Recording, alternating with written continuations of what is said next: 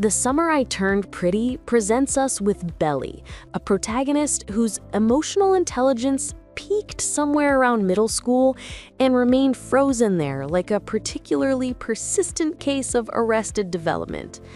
Turned pretty is the operative phrase in the title, because apparently that's the only transformation our dear Belly requires to navigate life's complexities.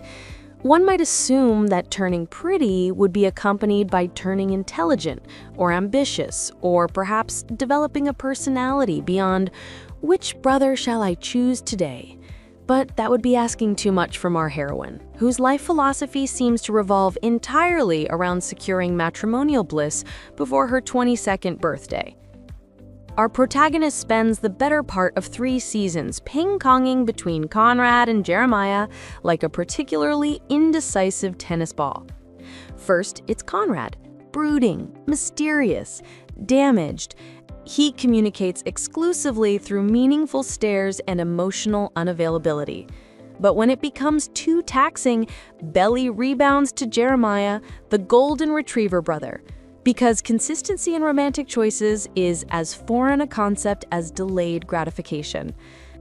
The piece de resistance, however, comes when Jeremiah decides to explore other romantic options while supposedly committed to our heroine. Does this give Belly pause? Of course not.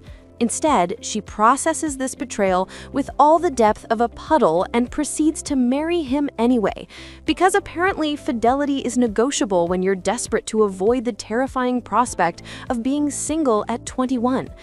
The urgency with which Belly approaches marriage is truly breathtaking.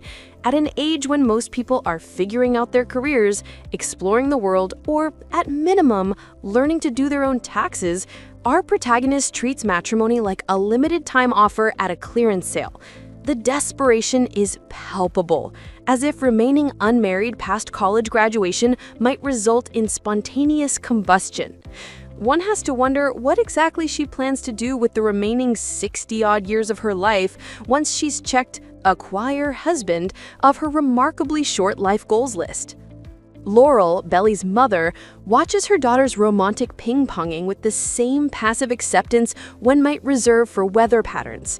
Inconvenient, but ultimately inevitable.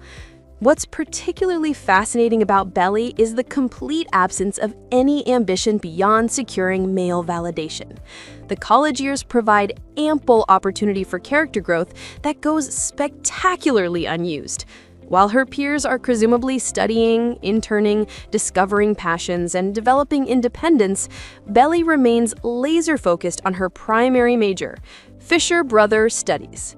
Her academic pursuits are mentioned with the same enthusiasm one reserves for reading insurance policies. Career aspirations? Non-existent. Personal interests beyond romantic drama? Apparently unnecessary when you're destined to be someone's wife before your brain finishes developing. Belly's entire identity revolves around being chosen, being wanted, being pretty enough to warrant attention from the Fisher brothers. It's as if someone took every feminist advancement of the past century and fed it through a paper shredder, then scattered the remains on a beach somewhere in the Hamptons.